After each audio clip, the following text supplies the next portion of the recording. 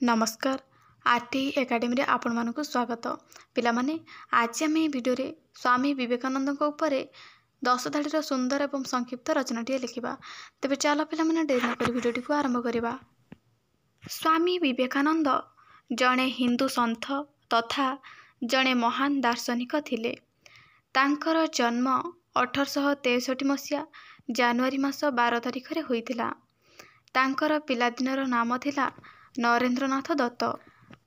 तांको पितांको नाम थिला विश्वनाथ दत्त एवं मातांको नाम थिला भुवनेश्वरी देवी। तांकर जन्म दिवस को राष्ट्रीय युव दिवस भावरे पालन करा जाए। रामकृष्ण परमहंस को से तांकर गुरु रूपे ग्रहण करथिले।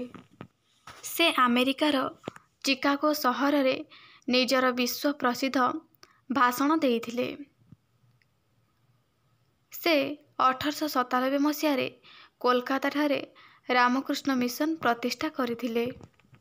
स्वामी विवेकानंद सर्वभारतीयता एवं आध्यात्मिक भाईचारा उपरे विश्वास करुथिले। से मात्र 39 वर्ष बयस 4 जुलाई 1902 मसीह मृत्युवरण करथिले। पिला माने वीडियोटी को तुम लाइक करदब, चैनल नुआ चैनल को सब्सक्राइब करदब। धन्यवाद।